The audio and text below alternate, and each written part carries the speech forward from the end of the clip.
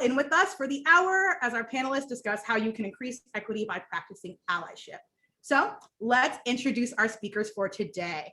Our first guest has been studying and publishing works on how neuroscience intertwines with equity, status, and biases. With a PhD in experimental psychology, he's currently conducting postdoctoral research at the University of Pennsylvania's Communication Neuroscience Lab. So please give a warm welcome to Dr. Brad Mattan. Brad, hello and welcome. Hi, everyone. It's my pleasure to be here. Perfect. And next, I want to introduce one of NLI's best and brightest. She studied emotional functioning and people with neurodegenerative diseases in her PhD program at UC Berkeley. Her experience as a researcher leads our biggest projects at NLI, and she's leading the charge for informing our science behind allyship and solutions on the topic. She's a senior researcher here at NLI, Dr. Michaela Simpson. Hello, Michaela. Hello, Sade. It's a pleasure to be here. And last but not least, our fearless leader for today has experience in bringing diversity and inclusion into many spaces and has broken barriers as the only Black female speechwriter in the Fortune 500 in her time at UPS. You can hear about her work as a self-proclaimed radical inclusionist from her TED Talk that has over 2 million views. Not only do you get to hear from her today, but we are very lucky to have her at NLI as one of our senior client strategists. Janet Stovall, welcome. Welcome. Glad to be here. Looking forward to this today. And as our panelists know, I want to give you guys some context around who we are and what we do. So at NLI, we were founded over 2 decades ago and have grown into a powerhouse in that time, working all across the world and partnering with over half of the Fortune 100. We start with our research and science and anchor on that to help with our clients. We've asked organizations what their biggest challenges are, and a lot have come up to say that they want to mitigate bias, talk about inclusion and speaking up, and that's moved us into our D&I work. And we published 8 journals on the topic. In NLI's existence, we found that there's a gap between the science and what organizations actually do, so we're working to close that gap. And that science is what brings us here today. Allyship and equity. So today is part 2 of a 3-part series on the topic, and I'm sure you guys are ready to hear all about the neuroscience of increasing equity. So Janet, all you. Thank you, Sade. Well, for those of you who joined last week, you heard us talk about allyship, and we presented NLI's definition of that. So let's start with that. Let's lay the groundwork. We define allyship as when someone is aware of and uses, that's the operative word, their advantaged position or power to actively support people in less advantaged positions. When you tie that to equity, though, it's about how allyship leverages advantage intentionally to advance equity. It's all about doing this with intention. And so we're going to talk about that today. And we're going to do that, we're going to frame it with one big question. What actually motivates people to become allies? And what are the sticking points that hold people back? Because if you think about it, allyship is not necessarily natural to people on the surface, because you're asking yourself to take your advantage and use it in somebody else's behalf. So what is it that actually motivates people to do that? And what might stop people from doing it? So that's what we're going to talk about today. And we're going to do that by examining 3 questions. How and why humans form social hierarchies, how the brain processes inequity in hierarchical societies. I'm going to stumble on that word today, sorry. And which strategies we can use to mitigate that. So I'd like to start and toss it over to Michaela and ask her to tell us a little bit about how NLI is dealing with this, how we're talking about it, and what the research is that we're going to talk about today. Great, thanks so much, Janet. So when we went down the path of thinking about the science underlying allyship, one of the things that comes up for us is like, what actually gets in the way of allyship, right? We wouldn't even really have to be talking about it if allyship were everywhere. And, we were thinking about it at the, we're looking at human behavior at the individual level and at the group level. And I just want to bring us back again to allyship and kind of what is at the core of allyship. And what's at the core of allyship is equity. It's about working towards equity, achieving equity. And just to give a little, placement on the difference between equality and equity, equality is basically assuming everybody starts off with the same advantages and opportunities. Equity acknowledges that people have different lived experiences and people start at different levels. And so what equity does is it's distributing resources accordingly to bring people up to an equal level. And so when we think about that and we think about unequal situations in terms of groups, you know, we have that scale, right? Where there's one group at a disadvantage and one group at an advantage. And those groups that are at an advantage tend to control valuable resources. So actually that's the definition of, one of the definitions of power, the asymmetric control over valued resources. That could be money, it could be natural resources, it could be information. So when you have a group that's advantaged and controls valued resources, basically they have power. Guess what? They also have the power to distribute those resources. They're the ones who decide how to allocate those resources. We tend to find that they allocate resources towards their own group. They might allocate towards other groups, but they have kind of this stronghold.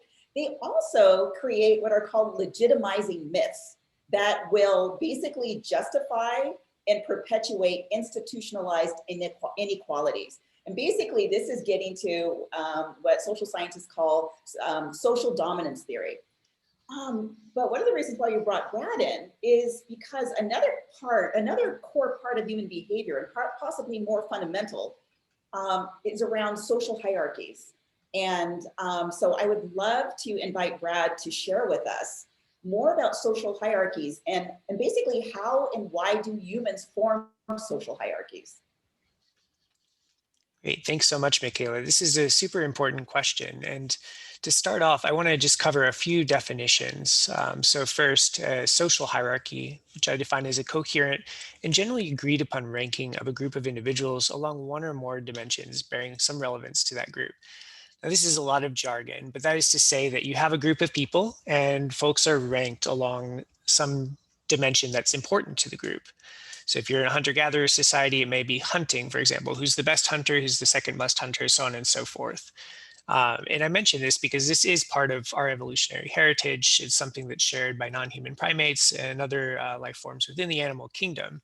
So this is really a constraint that we need to take into account when we're talking about equity and inclusion within organizations. Now, related to social hierarchy is social status, and this is more specific to an individual rather than a collection of individuals. So it's the relative rank of that individual along one or more social dimensions within a given hierarchy. And I'll talk more about this in a second here. If we could move on to the next slide, thank you. So there are a couple of principles here when we're talking about social status and how we approach it in research. So there are pathways. So how do you get status? How do you attain status and achieve it and maintain it? So there are a couple of key ways people do this. One is through sort of a dominance pathway. So who can use aggression or manipulation and fear to get to the top and stay at the top. And then another pathway that can also get you to higher status is through something we call prestige. So based on your skills and abilities and even generosity, willingness to help others, you can also make your way to the top. So both of these are ways of navigating social hierarchies. And they have different consequences, of course, for how you get there and stay there. Another side of this, though, is how we perceive social status in others and within organizational contexts. So this is an important concept that I want to invite you to consider is status dimension. So what is it that constitutes status? In my example earlier, I mentioned sort of hunting ability, but that's maybe not so relevant to the present context. So for example, it may be education level or income, or even outside of those are kind of the typical ones. You might talk about something like ability. So if you're in martial arts, as I do, you might find somebody who has a black belt compared to a white belt, and that's a form of rank as well. So there are various dimensions of social status to consider.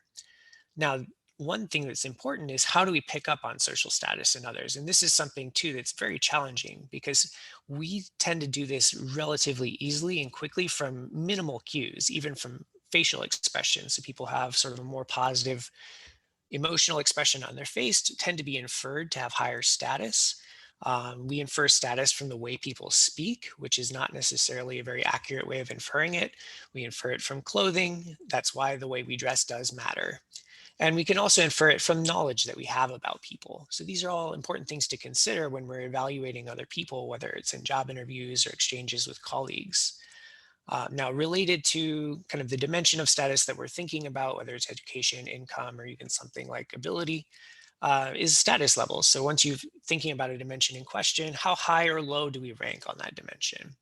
And of course, relative importance, this last principle, is whether the dimension we're talking about is even important. So if we're in the boardroom and somebody's like, oh, I'm a black belt, then maybe that's not super important, right? Like, but if you have a lot of experience and prestige, that's going to be more important.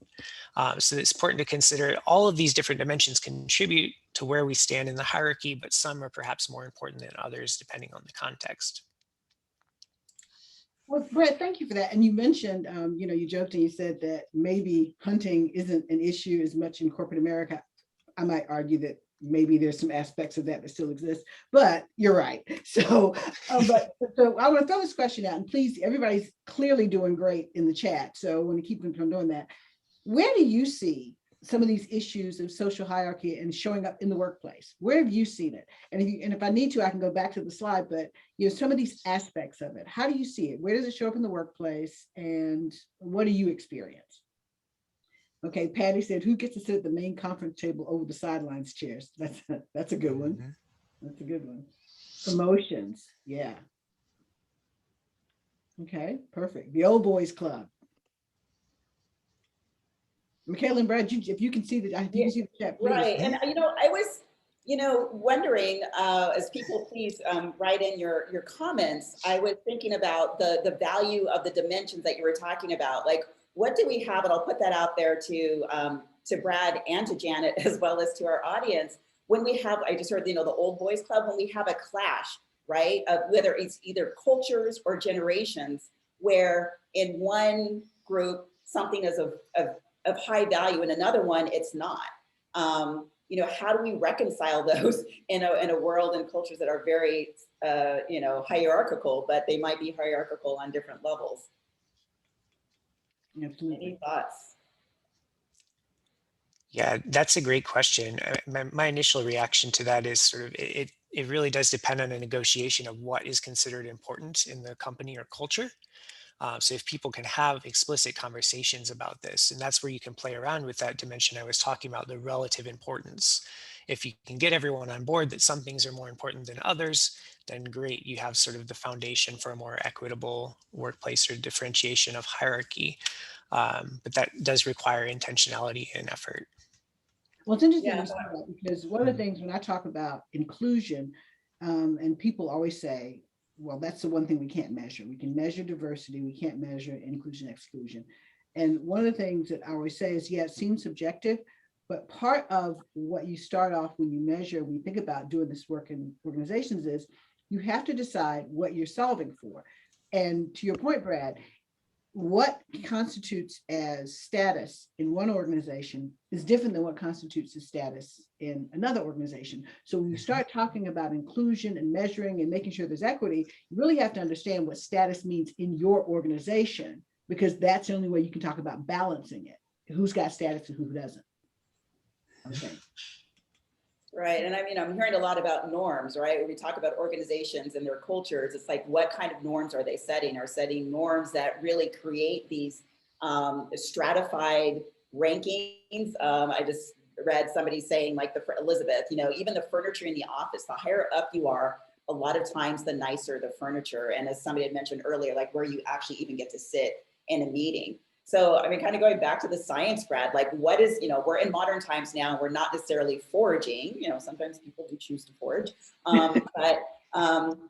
yeah, where are those like inclinations coming from that still persist? And even though each organization will kind of have its own unique culture, what is it about us that, we still organize in certain ways? And let me add on to your question, because if you think about it, with in later generations, the millennial generation, Gen Z, whatever, there's been this sort of move to egalitarianism where, cubicle walls came down. Everybody kind of sits in a big area.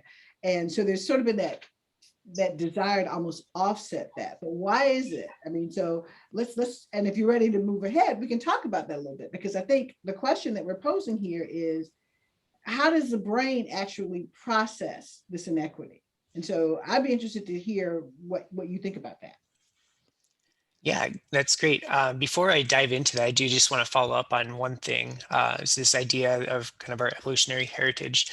If you look at kind of hunter-gatherer societies, they do tend to be more egalitarian. So kind of some consensus has arisen sort of around the idea that steep hierarchies sort of evolved to help us manage the complexities of very large societies. So once groups of people went up to 100, 500, thousands of people, we had to find some way of organizing our interactions with each other and kind of structuring society. And that's where some of the more unfortunate aspects of hierarchy started to emerge.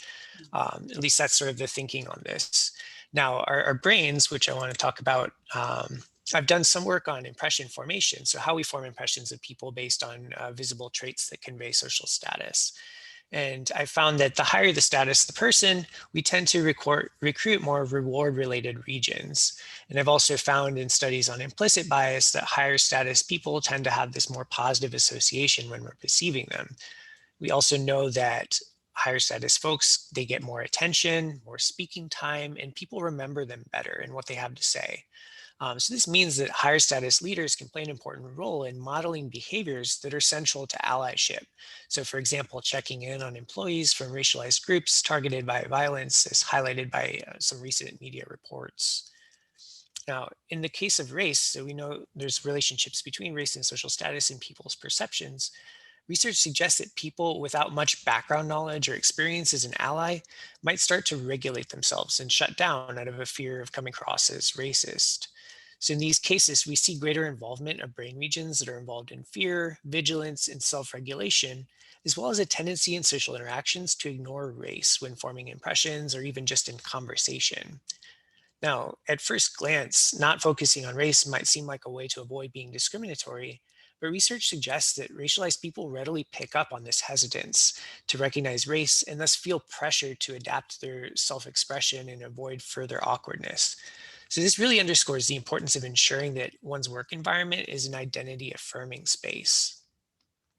That is really interesting. I would have never thought about the fact that when you're in a situation where somebody's avoiding talking about race, that I just never thought about the fact that somebody might then try to become colorless. I usually do just the opposite personally, so I'm not really sure that that's an interesting way of looking at it, because I can understand that. I mean, we talk often about how and not just race, but gender, ability, everything. When you have a standard, there's a need to feel like you have to assimilate. And so when we talk about inclusion and equity, that's really one of the first things I think within organizations we have to look at. Inclusion does not mean assimilation. And so that's interesting to look at, the science behind why people respond the way they do, because that explains a lot as to why that's so hard to unentrench. Michaela, do you have any thoughts on that? You're on mute. Just realized I was on mute. Yes, Okay. I was just tracking some of the comments and questions in the chat, which I know we're going to get to some, and hopefully we address to some of those other ones. But yeah, I mean, this is such a rich topic, and I'm just, one of the things that's coming up for me as we're talking is about the threat people can experience. And for those of you who know or familiar with NLI, we talk a lot about threat and reward, and what happens when people feel when they have a threat response, basically, they're not as able to, they're not having the resources going to the prefrontal cortex. And we think of the executive functioning where, we reason and we think analytically. So when we're in a threat state, we're less likely to be able to solve problems, to collaborate, to think creatively. And so I'm just seeing these different areas where, Brad's talking about, and Janet, what you're bringing up of different people being in threat states in their own situations. And there was somebody, Krishna mentioned, white males are feeling threatened by changes happening in the workplace, maybe because they're going to lose their status. And, people of color might be sensing somebody's trying to control their discomfort around somebody, but they're picking up on something and they're feeling uncomfortable and kind of feeling threatened. And I'm just, seeing, there's a space where so many people are feeling threatened for different reasons, and that's not conducive for cohesion or inclusion. So, how do we kind of flip that, if you will? We will get to mitigating inequity. I don't want to jump ahead, but these are just some of the thoughts that are coming to mind for me. And Danny, I saw Danny in the chat asked me to use more clarity on that thought. I'm not sure exactly which thought, because we do fly them around a lot. So I'm not sure exactly which thought, but if you want to put it back in the chat, I will try to get us to answer whatever it is you'd like more clarity on. So yeah, let's see if she's saying. Yeah, we'll see on that. But Brad and Janet, while we wait for Danny to write more, what else is coming up for you? Well, go ahead, Brad. I was just going to comment that there's not a whole lot of research on this just yet, but there's a lot of great kind of journalistic content on what's called code switching. So this idea of people changing the way they speak or act to assimilate into different work contexts. And this is psychologically difficult. It leads to burnout. And it's something I think that needs a lot more attention. And Janet, I think you're saying too that you would tend to do the opposite. It is an individual difference. So some people do it more than others, and it kind of depends on a lot of different factors. But yeah, it's a really important thing to pay attention to. Right, and that's a lot of energy, right? That takes a lot of cognitive energy, and it's emotionally taxing. And so, you know, whether it's the code switching, or I'm kind of going into another area, but when people from traditionally marginalized groups, like in the workplace, are confronted with behaviors, say that are nonverbal, or statements that are off-putting, again, that is really off-putting, and it can really detract them from the work that they're trying to do. And so it kind of creates this negative cycle. And again, it's really important, especially for leaders, to realize this and to understand, right, that we already have inequity there, because there's certain people who don't really have to deal with these stings and these bumps that people get. And so again, how do we create more equitable environments so that everybody can come in, ideally, granted we have the stresses of life, but where there's not these added stressors and added threats that certain people have to bring in. Exactly. And Danny, you came back into the chat and you asked your question.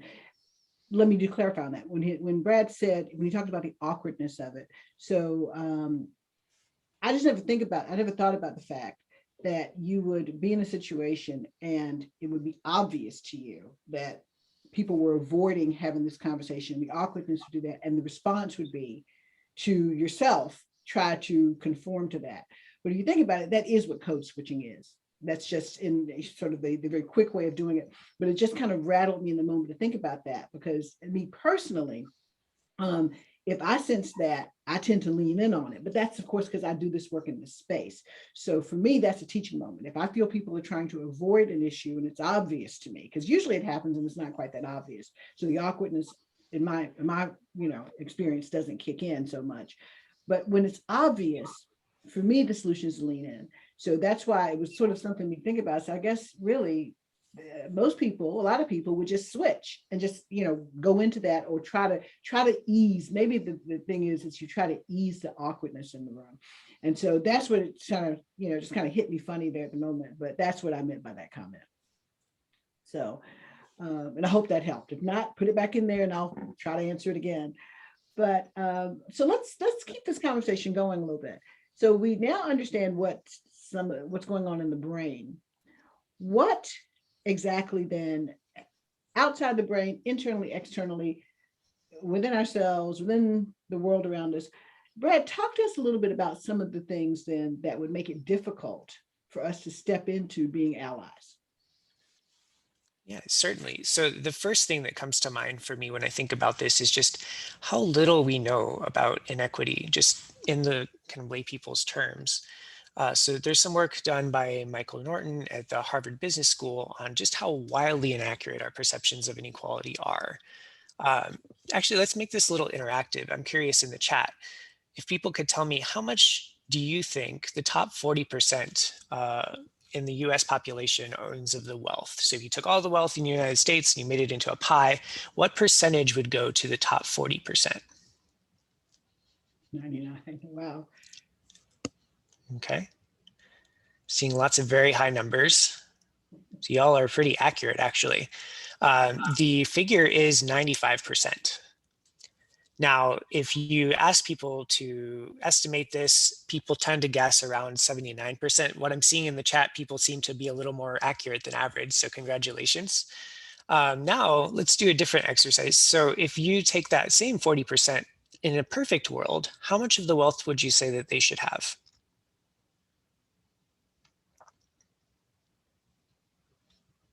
Okay, 40, 55, lots of different numbers, actually. Okay. So in the research that Dr. Norton did, it found that it was around, in an ideal world, 53% of wealth. Now that's not necessarily a right or wrong answer, that's just what they found in their research.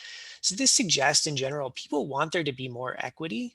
They're okay with a little bit of inequity, but they want things to be a little more equal. And generally people just don't know how unequal things are. So this is at the scale of the United States as a whole. But think about this too within organizations. I suspect people might be a little more accurate based on their familiarity, but oftentimes salaries can be secret and we really just don't know. So having this knowledge can help make things change. And this is highlighted actually in some recent research by Dr. Sidney Dupree at the Yale School of Management, showing that when people do explicitly acknowledge, and so this case is racial inequity, when they explicitly acknowledge the existence of racial inequity in the United States, they're less likely to show discriminatory hiring preferences. So having that explicit knowledge about the existence of inequity that a lot of times sort of society and our upbringing kind of clouds our judgment about, knowing that it exists is a first step anyway to making a change. Now, for this second point, I'm going to toss it over to Janet. She's got some great ideas about this that are tied up in the TED Talk that she did. I'd love to hear a bit more about your thoughts here. Sure. With my TED Talk, one of the things that my premise of that, and I firmly believe, is that business is best, the business and world of business is most suited to dismantle racism. And the reason I say that is for exactly the point that we're talking about here, the lack of relationships. We can live our lives, should we choose, without ever having to interact very much outside of work with anybody who's different from us. Churches are highly segregated. You can pick a school where you are a racial majority and there's not too much diversity there. You can choose organizations. So you could, a lot of people could, and a lot of people do. You pick neighborhoods. You live your life in a segregated space and you're never around anybody who's different from you, racially, not necessarily by gender, just different. But when you go to work, in most organizations, it's a little hard to avoid that. And so that's, for some people, that's the only time they're around anybody who's different than they are. And in the United States alone, over 160 million people are in the workforce. So where else are you going to have that sort of situation and that much of an opportunity to have intergroup contact? And so businesses have a real good opportunity, and I believe a responsibility, to be intentional about how that intergroup contact occurs. They have the opportunity to create structures and to develop policies and procedures to inject equity into the way those groups work together. And there's no way that you can spend a third of your life at work, which is what we do. A third of our life is spent at work, probably more now that we're working virtually. There's no way that you can do that and not have that contact. So the issue of whether or not you can change the way you think, if it depends on intergroup contact, I think business is the best place in the world to do that. That's great. Yeah, intergroup contact is essential, and we'll touch on that too a little bit more later on, talking about some of the research supporting that. I'm going to kind of gloss over a couple of these personal attributes next. So this idea, if you have a sense that you value egalitarianism, you're more likely to notice things. So gender differences in speaking time, for example, that's an important one. Individual differences in how humble or proud you are. If you can take a step back and say, hey, you know what, maybe I don't know everything about race, or I don't know everything about inequity and inequality. That's an invitation to sort of step back and learn a bit more. And having that as a personal trait is very important, I think, for kind of understanding that lack of knowledge that I mentioned first. And then lastly, I'm sorry. Very quickly, it's interesting to say that, because one of the things that we talked about last week, when on the one that we did in part one of this, was we talked about the fact that allyship operates on a continuum, and because different people respond in different ways, different situations, it's very context oriented. And one of the things that people don't think about as being allyship is just education. I mean, you would think that that's sort of a prerequisite for it anyway, but that sometimes that is just allyship in itself, being willing to expand your own knowledge so you can understand how somebody else thinks. And we're going to talk about that a little bit later in this discussion today. but that's huge. And so I just wanted to mention that because we did talk about that some last week. Right. And I just want to add this on too, because I think it does flow into the next section and what you both are speaking to as well, is even almost like before that part of educating yourself, or maybe that's part of educating yourself. But when we at NLI talk about allyship, people first have to acknowledge that inequity exists. And I want to acknowledge Kelly. You put a question in the Q&A. I'm not going to answer it right now, but this fact of, she says, there are people who don't believe that inequity exists and or that it needs addressing. So, in order for people to be curious about allyship and to learn to become better allies, you actually have to acknowledge and recognize that inequity exists. Because if you don't, if you're like, there's no problem, what are you talking about? Everybody starts out fine. Then, it's almost kind of a non-starter. There are ways we can get around that, but I just want to acknowledge that it's very key to be an ally. You first have to, acknowledge that inequity exists. And yeah, there's not a lot that I know, even myself. So one of the ways we can go about that is to educate ourselves. And to, what we say at NLI is embrace our discomfort, because there's going to be discomfort that comes up with that, because we're going to come up against our own advantages, because we all have advantages and disadvantages, right? And so we might come up against our own, and it might feel really uncomfortable, and we want to move away. But it's just, we talk about stay with it, adopt a growth mindset. Mm-hmm. Yeah, that's great. It's so important. And I'm glad that you both mentioned that. It's a priority actually in our lab as I don't know if people do things like sprints where they kind of list out a list of tasks they want to accomplish within the week. And we try to also include kind of readings or resources that we want to learn more about inequity. So kind of reading works from scholars of color like Ibram Kendi or Kimberly Crenshaw, for example. Really actively pursuing that work and engaging with it is incredibly important. In the interest of time, I'm going to skip on to this final bullet point, which is just self-interest. And we alluded to this earlier, which is just this potential to lose your advantage. In some work that I've done, if you are watching interactions between two individuals and you have the opportunity to restore equity, people tend to do that without question. And in fact, they try to do it in a way that privileges or favors somebody who's at a disadvantage if they're being taken advantage of. But the flip side of that in more recent unpublished work of mine is that if you are investing your own money in these exchanges, you actually tend to favor the higher status folks, reinforcing inequality. So really considering one's role in reinforcing inequity is incredibly important, and also considering the potential utility of having third-party arbiters to really help restore equity and justice. Thank you. Okay, so let's now, because we want to be conscious of time and get to the part that I'm sure everybody really wants to talk about most, is what can we actually do? How do we actually show up? What is an ally to do, given everything that we've talked about so far today? What can an ally actually do? So we once again are going to push to the science, and I'm going to turn it over to Michaela to answer that question. Okay, great, thanks. Now, mind you, there are all kinds of strategies, but there are two we'd like to highlight. One is perspective taking and one is intergroup contact. And perspective taking, what is that? Well, as you see on the slide, it's a cognitive process that involves simulating another person's thoughts and feelings, where you focus on their viewpoint, or to the best of your ability, imagine yourself in their shoes. We've kind of limited our ability to do that, but just understanding that people have an experience different from yours. And, there are individual differences in terms of how people perspective take.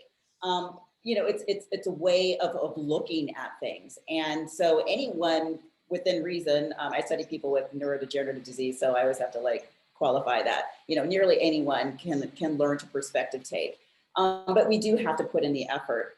And so, because we love to talk about brains, just talk a little bit about the brain and what areas of the brain are activated. And the main area is the medial prefrontal cortex. And that area, and along with other areas, and I won't give you all the names, they allow us to think about what others might do in the future. And it also helps us imagine ourselves in the future. It also helps us imagine ourselves in alternate contexts or alternative situations. And, so kind of this projection into the future. And so these areas of the brain are really important. So again, if you study people who have, basically brain damage or damage to different regions of your brain, is when you can see where they're lacking in these abilities. But we won't go down that path. So moving on to the next slide. So what does it take to be able to perspective take. And, you know, Janet and Brad, feel free to pop in here as well. One of them is you have to understand that others possess mental states, right? And, you know, there's another piece to this where there are some people who basically don't think maybe, you know, dare I say, certain people are deserving of what we enjoy. So basically what I'm talking about is dehumanization. That's a whole area of study in social psychology. It's this perspective that people have that, you know, certain groups of people do not merit, you know, common compassionate behavior. So they're less than human and they're dehumanized. And I could tell you all kinds of really, really heartbreaking, you know, research on this that actually applies to what happens in the real world. But, you know, we're going to very fundamental. You also have to understand that others possess mental states, and whether you think they're less than or otherwise, people do possess mental states. We are all humans. It's also recognizing that others' mental states are not identical to our own. You know, we have this natural bias in ourselves and this cognitive bias that we see the world through our lens. That's just what happens, right? We see the world very subjectively, and we kind of have to be very conscious. And somebody asked the question about mindfulness. You know, this is an area where we're mindful of like, oh, right, certain people are not going to see the world the way that I do. And so we just need to remind ourselves of that. And we also, in order to perspective take, we have to overcome our own self-focused biases, again, about our own perspectives, because of course, what I think and how I see the world is the best. I mean, that's often the way we think. We might not say that out loud, but, you know, we have to really acknowledge that. So I'm sorry, I don't want to interrupt you, but go ahead.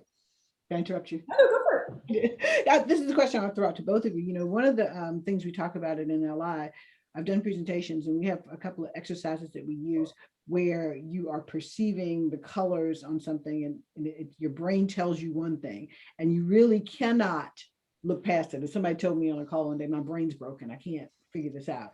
And so it was interesting to me because you knew intellectually, you knew somebody told you that what your eyes were seeing was not true, but your brain refused to let you process that. How does that happen when we're talking about dealing with people interpersonally? I mean, it's one thing maybe playing a mind game, but if I'm looking at another person and I'm unable, as much as I want to, how do I as an ally deal with that? If I could ask for clarification, you're asking, you're not able to engage in perspective taking, or? Yeah, I mean, basically we say we want to do this. How conscious and how unconscious is that? And if we say that we cannot see, we have a consciousness, so we can't see past our own consciousness. How do we get around that? How do we allow ourselves to see behind our own consciousness to maybe understand somebody else's position? I mean, clearly, of course, is education. I mean, we talked about that earlier. That's clearly one. But we talk often about, you know, where in the brain, there are parts of our brain that just are biased. How do we get around that? What do we do? That's a great question. And I think there's a lot of different ways you can go with that. Part of it has to do with your own mental state presently. So if you're stressed out, you're less likely to go outside of yourself and engage with others. And maybe that's part of the mental block is you have your mind on too many other things focused on yourself for whatever reason.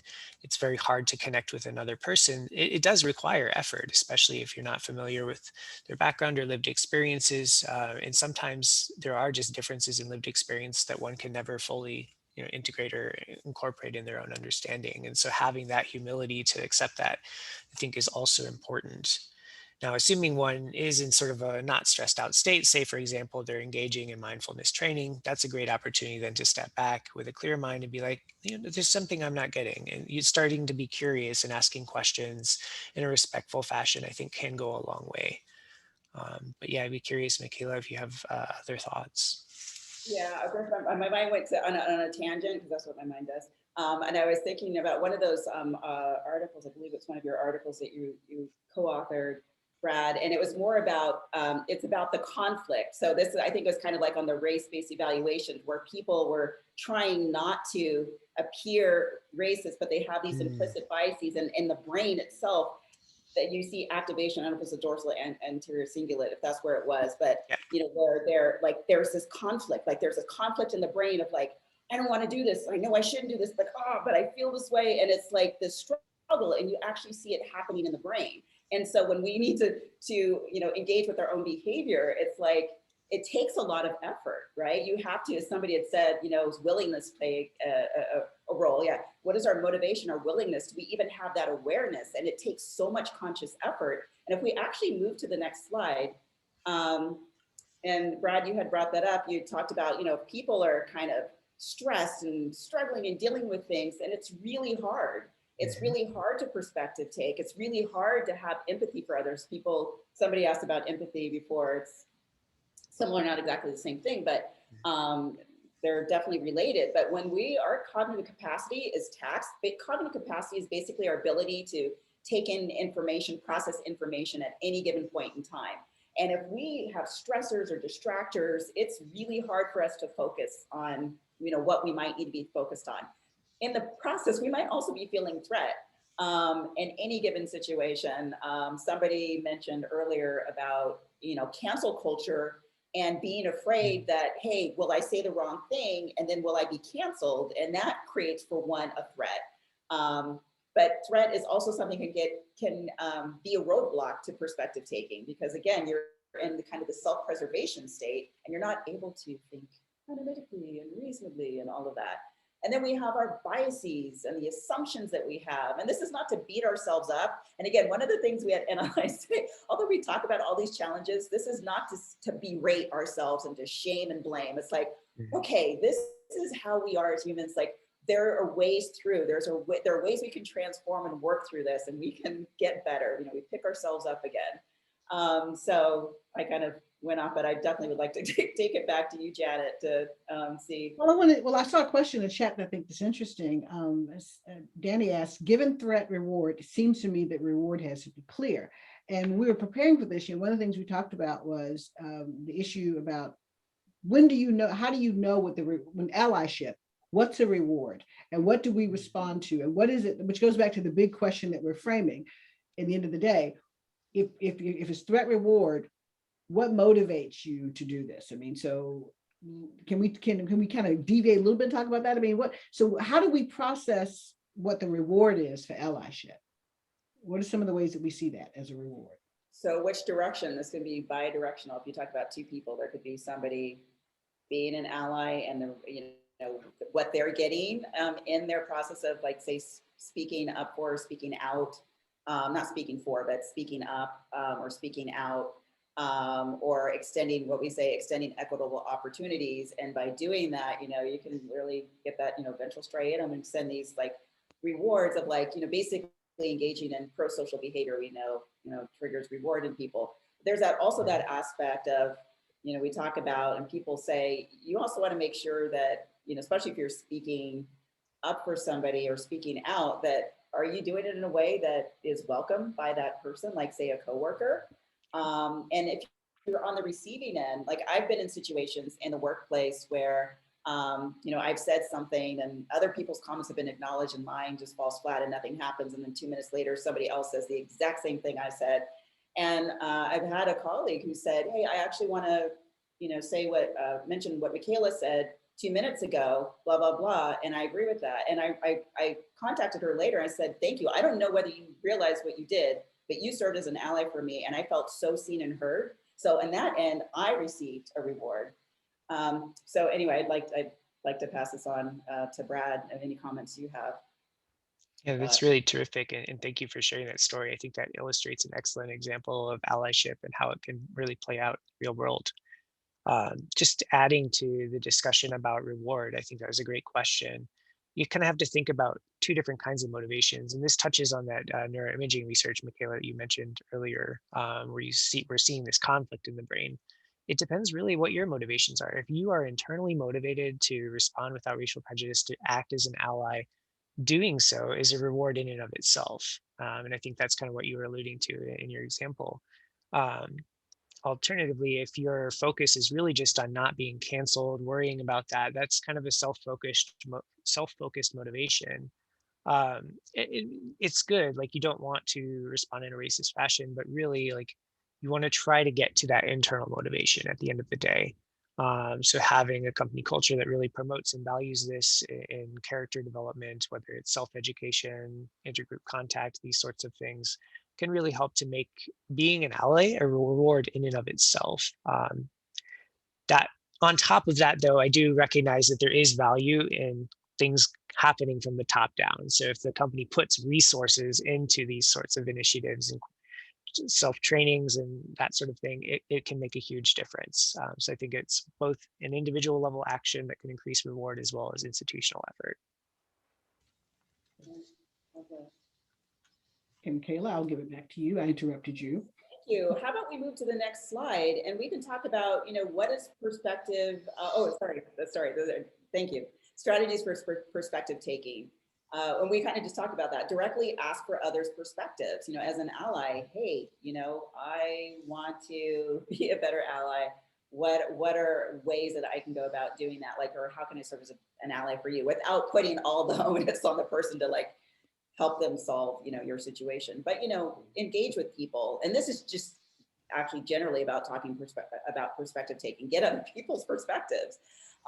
Consciously take the perspective of those you seek to understand and set aside time for perspective taking. And again, we're talking about conscious, effortful thought processes. These are not things that are automatic behaviors. These perspective taking is thoughtful. We need to be thoughtful about it. We have to slow down about it. And if we move to the next slide, we can think about, again, those rewards, right? What rewards can we reap when we create more perspective taking in organizations? And as you see on the slide, we cultivate a trusting and honest work environment.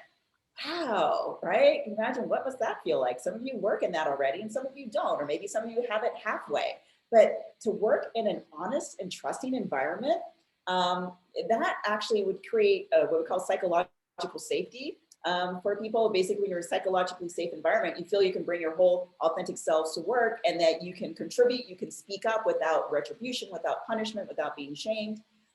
So in this process, when you create more perspective taking in organizations, you build more empathy and social bonds, right? You're empathic with one another, you're mindful of how others feel, and you create a more cohesive bond, which means you're increasing collaboration, you're finding increased performance and motivation. And these are all from studies. Some of the studies here cited, but there are many other studies on the slide here. And also these increased perspective taking, it benefits change and diversity efforts in organizations. So again, we think about it, there's actually a mindfulness to this, right? Not just within individuals, but within an organization. We have this priority and we're setting habits to create more inclusive and equitable environments. Okay. Anybody, I'd love to hear, and I haven't been able to monitor the chat, but please. Oh yes, intergroup contact. Yes, sorry, thank you. We're not at the end. We have. We're getting excited. We know, you were into it. No worries. That being said, if people do have questions, we've got about 5 minutes to kind of wrap this part up, so I can launch into that. Yeah, we have 5-6 minutes or so. And how about you get started on intergroup contact? Janet and I will read what's coming through the chats, but definitely really want to highlight intergroup contact, which is another very key strategy to mitigating inequity. Yeah, absolutely. And this does build on the actions that you were just outlining, Michaela. I think it's really important to increase quality intergroup contact. And as Janet mentioned earlier too, when talking about ideas about increasing equity in the workplace through contact, the workplace really does present this great opportunity to leverage the power of intergroup contact for reducing inequity. And it kind of does complement the perspective taking practices that Michaela was talking about. After all, so if you, for example, have a meaningful conversation with a minorities colleague, you're going to find it easier later on down the road to take their perspective and maybe intervene as an ally for that person. So this intergroup contact piece is really important. Now, that being said, I do want to say that not any kind of contact will do. So superficial interactions, such as passing by people on transit or making quick interactions at a store, these can actually backfire. They can promote prejudice and stereotypic views. So there are some important factors to consider when thinking about ways to promote quality intergroup contact at work. And these are based on classic psychological theory and research. So one thing, if you're going to try to develop a practice or way of increasing intergroup contact at work, you want to make sure that the people interacting are doing so across equal status lines. So members of the group should have, to the extent possible, similar backgrounds or qualities or characteristics, so that one group doesn't sort of emerge as more higher in status or more powerful than the other group, which would defeat the purpose of this equal intergroup contact. Another thing that can help is making sure that these intergroup contact groups have a common goal. They have a common outcome that they can work towards. And this really helps to blur those intergroup lines and make everyone feel like they're part of the same team. And related to that, as they pursue these common goals, it's really important to emphasize this intergroup cooperation. So you're not going to have one group of folks from one background and a group of folks from another background kind of working in subgroups and then ultimately working towards this common goal. You really want to make sure everyone is working together without any sort of segregation. And then additionally, I touched on this earlier, that you really want to have a support of authorities or law or customs, whatever it may be, whatever the culture is, to really encourage this sort of interacting in a quality intergroup context. And then lastly, and this is one that's not so much from classic research, it's more recent stuff, I'm talking about childhood contact. So for listeners with kids, consider some of these factors from an early age. So there's some recent research from my colleagues, Dr. Jennifer Kubota and Jasmine Cloutier at the University of Delaware, suggesting that early childhood interracial contact is associated with reduced implicit bias and potentially more efficient neural processing of faces across interracial lines. So in other words, starting early can help reap longer term rewards in terms of promoting allyship in the next generation. Well, that's powerful. I mean, I think intellectually we know, logically we know that, but it's great to know that the research the science supports that you start them young, turn them into allies young. Starting young, and yeah, and the power of the intergroup contact. And I remember when I was in grad school and reading some of the literature in social psychology on intergroup contact, and they talked about this phenomenon. And this kind of is going to, I just want to make like a question that was posed a few times, the same question about, I think, how do you deal with white men who are resistant and experiencing threat and around inequity. Sorry if I don't have it exactly. Oh yeah, how do you respond to white men who feel they are losing status to open the door to further dialogue? And it just made me think of that intergroup contact. It might be that some of these men are not, they're with people who are just like them and they don't have that exposure. And I remember reading about this one study that said that when, since they're college students, but when, say, there was a group of white students or white study participants, but one of the friends in the friend group had I think in this case, like a Black friend, and it was normalized between them. And then when they kind of went back and talked about their Black friend to their white friends, the white friends were like, oh, you've got a Black friend. Oh, they're not so scary. And then that created a more inclusive environment. But you kind of needed somebody from the core group to be like, hey, look, this is okay. This is normal. And then they were more likely to be open, and it kind of reduced biases. I don't know if they were measuring implicit or explicit bias, but that whole thing about intergroup contact and exposure. And, even, and Janet, I know you wanted to say something, so please. No, I was just going to say that's great, because what you're saying is it's even if you don't have that intergroup contact, if you're the one who sets the precedent, there's power in you being the one who brings it. Initiating an ally, right? That's one thing you can do on the continuum. Oh, I like that, Sherilyn George. Clinton, normalize rather than otherize, right? And again, as an ally, you have that advantage, and whatever your advantage is, and you may have in one of your identity domains, you can go to your group, people who might be a little bit resistant. They're more likely to listen to you than other people saying, hey, there's inequity here. There are all kinds of studies in the organization of what happens when people speak up about inequity, and they're the ones who are kind of on the receiving end of inequity. They actually get lower performance ratings and competence ratings. But when, basically like in this one study, like a white man does it, he actually gets higher ratings. So again, there's power in that voice there that you can take, or he or whoever you are can take to your advantage group. They're going to listen to you. They're more likely to listen to you. Well, I think that we are running up on time. This has been an incredible discussion, and I hope everybody's enjoyed it as much as we've enjoyed having it with each other. So, and the questions have been great. You guys have been wonderful in the chat.